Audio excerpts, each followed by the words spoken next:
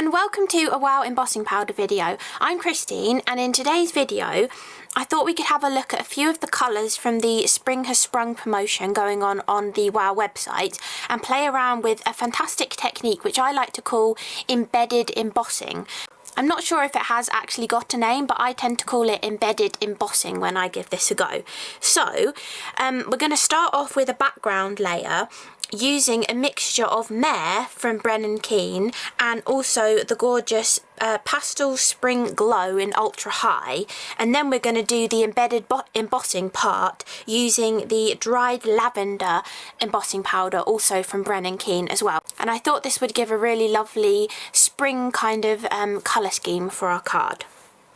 So these are the colours that we're going to be using. We're going to mix in a bit of the Mare with the beautiful Ultra High Pastel Spring Glow, which is obviously a larger particle kind of powder. But you can see here on this swatch that I did how this one kind of melded into the one next to it, and I really like the effect of that. So I thought maybe the Mare would work in a similar way but bring in some white as well. So we're going to mix those two together for our background, and then we're going to use the gorgeous dried lavender to be our decorative pattern that we're going to embed into the embossing for the top layer.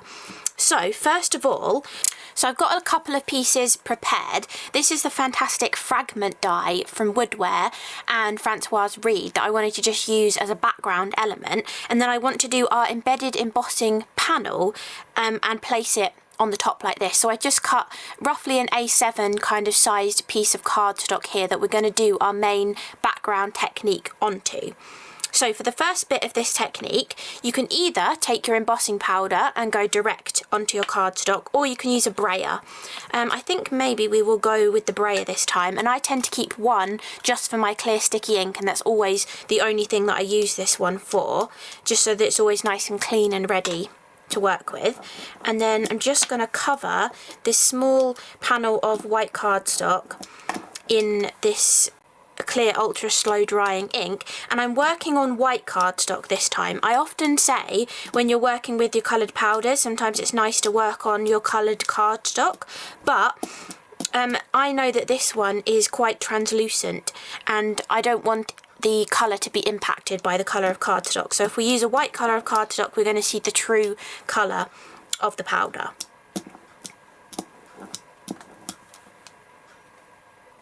So once we've got our panel covered in ink, we can bring in some scrap paper, and with this gorgeous Mare one, you want to give it a good shake because it's got some ultra high white in here, so you want it to be nice and evenly distributed.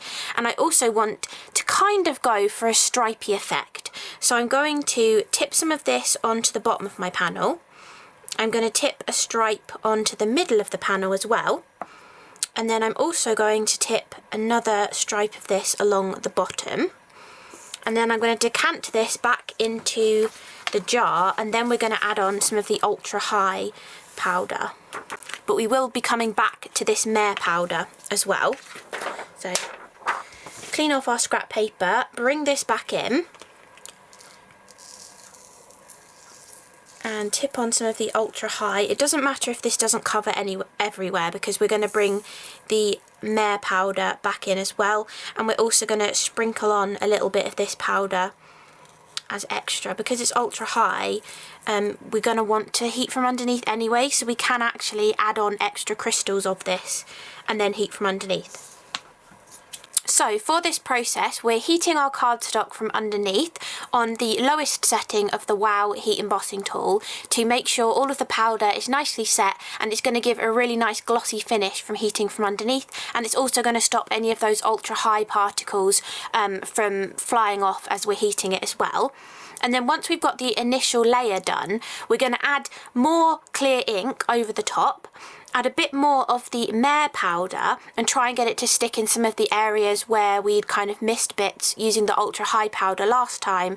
And then we're also going to sprinkle on a little bit more of the ultra high powder, and again heat from underneath so that those particles don't fly off as we're heating it as well.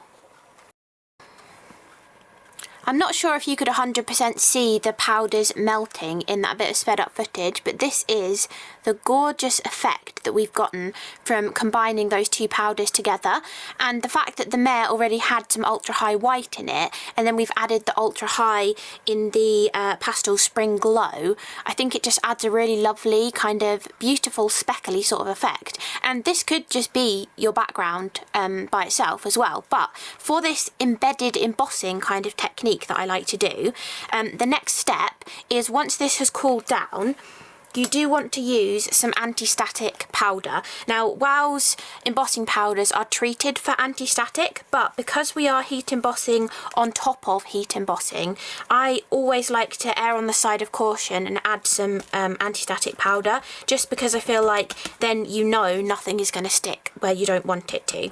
So I'm going to cover that in anti-static powder. And then, to add the pattern on the top, we're going to use the dried lavender from Brennan and Keane, which has got some like little sort of mica flakes in it as well, which is going to give us a really interesting result. And I'm going to use this beautiful Lattice Elegance background stamp from Rodgers Crafts as well. So I'm going to take my background and I'm going to take the backing off of that stamp, ink up a portion of it really nicely.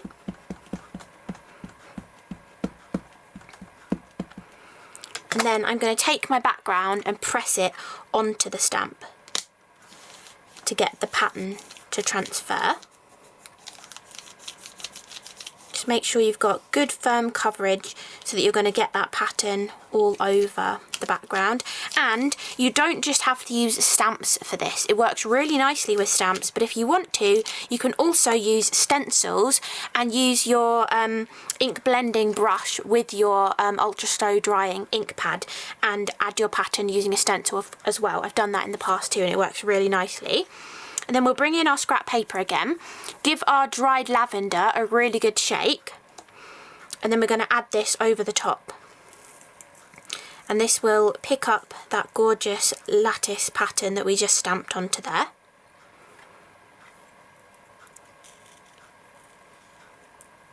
There we go. Now then, because I've been holding it from the edges, there may be a couple of areas that we just need to knock off the powder just a little bit down here where I possibly had fingerprints where I was holding on to it. So we can just knock those bits off, and I think the rest looks pretty good. So put that to one side, decant our powder back into our pot, and then this time we're going to heat from above. Because we are working on a panel that's already got 1 to 2 layers of embossing powder, depending how much sort of fell in different areas as we were making the background, if we heat from underneath, we're going to make all of the first layer of embossing powder molten, and the top layer is really going to sink into it, and we may lose our pattern. But if we heat really gently from the top and move our heat tool as we see the powders kind of melting together, we should keep our beautiful pattern on there as well. This is going to be quite a subtle kind of effect because that dried lavender has got sort of translucency to it, but I will show you an example later where I've used more like contrasting stark colours, and you can really see how it stays nice and crisp when you're heating it on top of the other powder.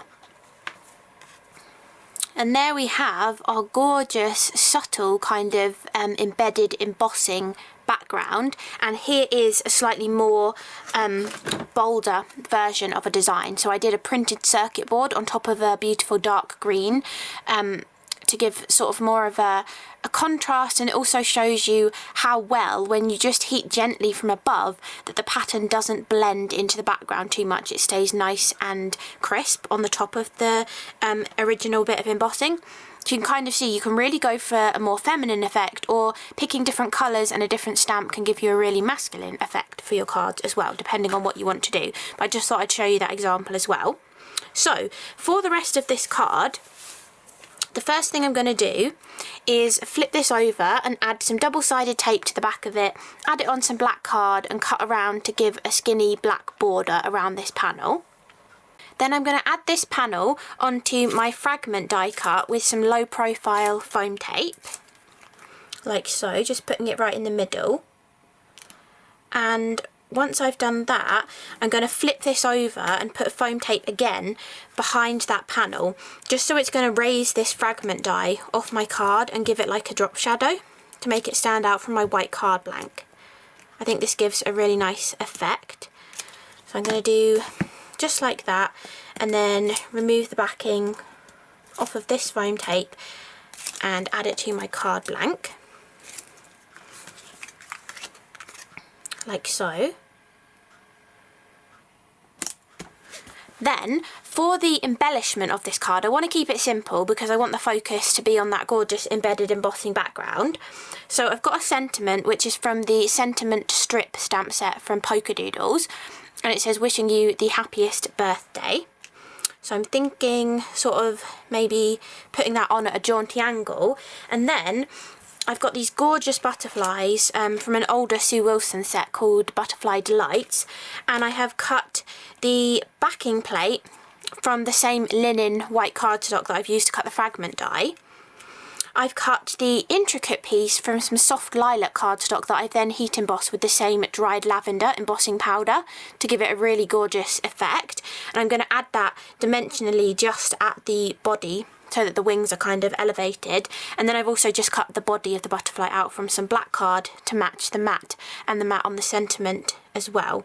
And I'm just going to add that just like so to the card. And then finally, I've got some of these like little jelly drop hearts that I thought I'd add on. They work really nicely with that gorgeous purple colour of the dried lavender embossing powder. So I think maybe 5 little heart gems dotted around will finish this card off really nicely. I'm going to use a mixture of the different sizes, probably mostly mediums, and then a couple of, well, maybe one small and one large one, but a few mediums going around the card. I think that'll finish it off really nicely. So I'll just stick this all back together and then I'll come and show you the finished card. Okay, so there we have our finished card using the embedded embossing technique, where we started with a background using a mixture of Mare by Brennan Keane and also the ultra high pastel spring glow colours of embossing powder, and then we've used the dried lavender by Brennan Keane to bring in that gorgeous pattern and also accent our butterfly as well. And all of those powders are part of the Spring Has Sprung promotion over on the WOW website at the moment.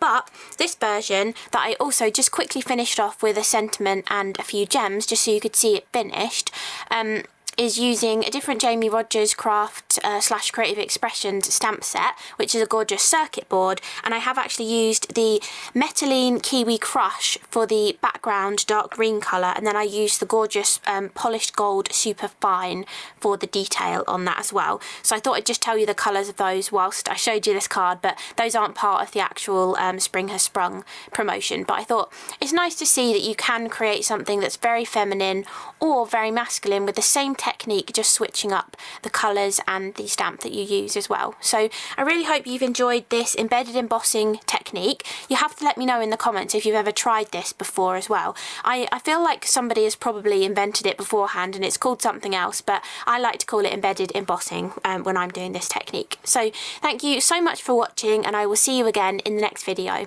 Bye!